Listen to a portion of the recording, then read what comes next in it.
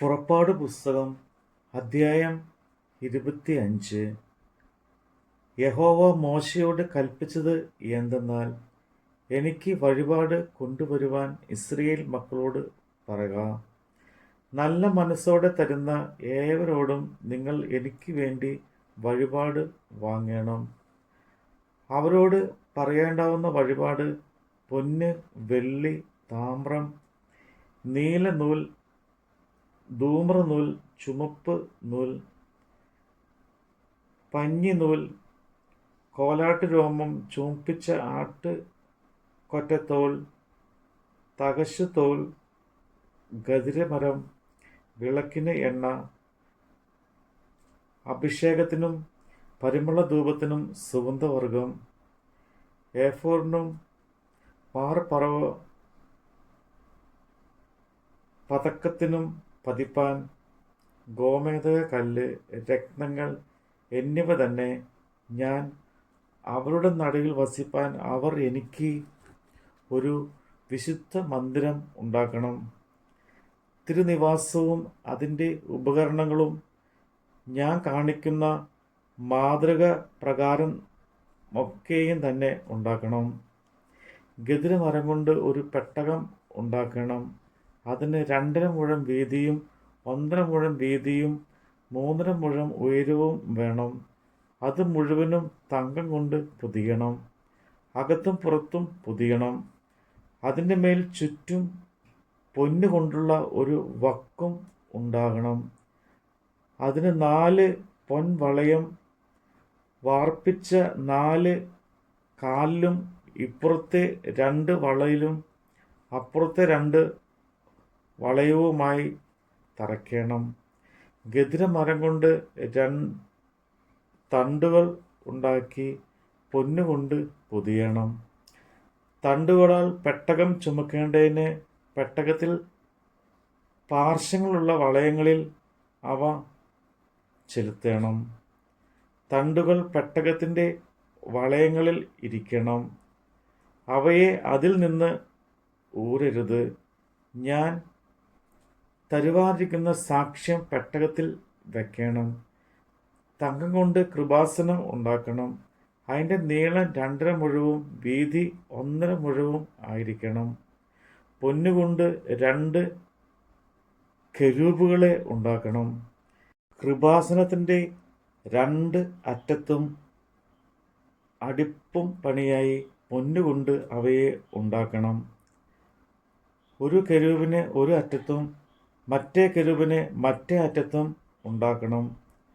കെരൂബുകളെ കൃപാസനത്തിൽ നിന്നുള്ളവയായി അതിൻ്റെ 2 അറ്റത്തും ഉണ്ടാകണം.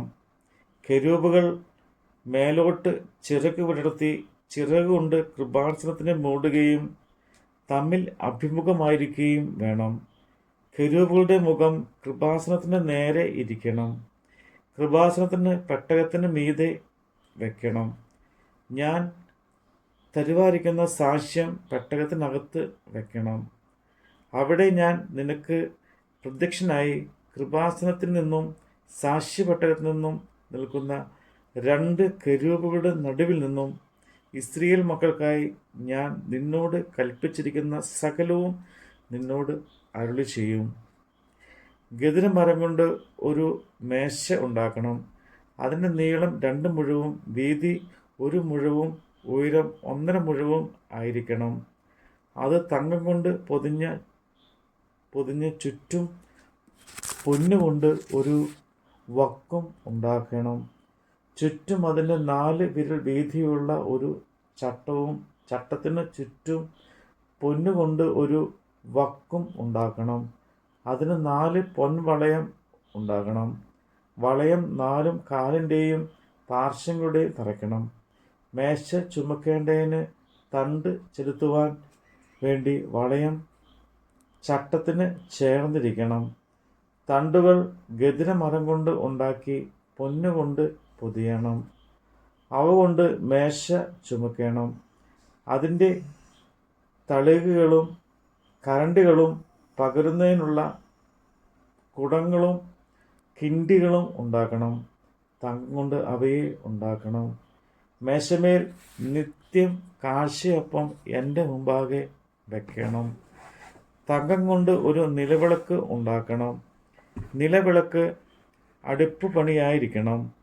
അതിൻ്റെ ചുവടും 2 പുഷ്പചക്രങ്ങളും മുട്ടുകളും പൂക്കളും അതിൽ നിന്ന് തന്നെ ആയിരിക്കണം. നിലവിളക്കിൻ്റെ 3 ശാഖ ഒരു വശത്തു നിന്നും നിലവിളക്കിൻ്റെ 3 ശാഖ മറ്റേ വശത്തു നിന്നും ഇങ്ങനെ 6 ശാഖ അതിൻ്റെ പാർശ്വങ്ങളിൽ നിന്നും പുറപ്പെടണം. ഒരു ശാഖയിൽ ഓരോ മുട്ടും ഓരോ പൂവുമായി ബദാം പൂ പോലെ 3 പുഷ്പപുടവും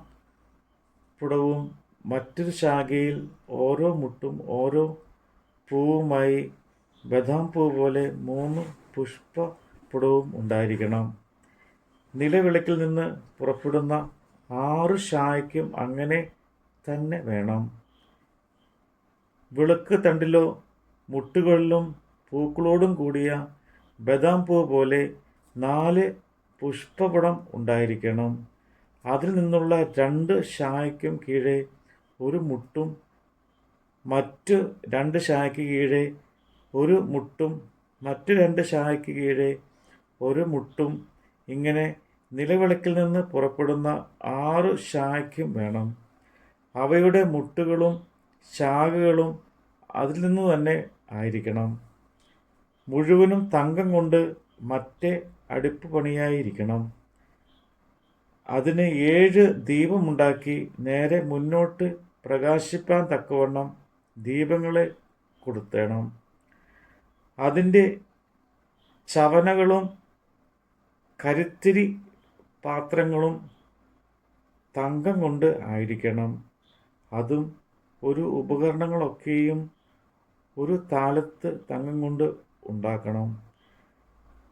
പർവ്വതത്തിൽ വെച്ച് കാണിച്ചു തരുന്ന മാതൃക പ്രകാരം അവ ഉണ്ടാക്കുവാൻ സൂക്ഷിച്ച് കൊള്ളണം. അവയെ ഉണ്ടാക്കുവാൻ സൂക്ഷിച്ച് കൊള്ളണം. നമ്മുടെ കർത്താവിൻ്റെ വചനമാണ് നമ്മൾ കേട്ടത്.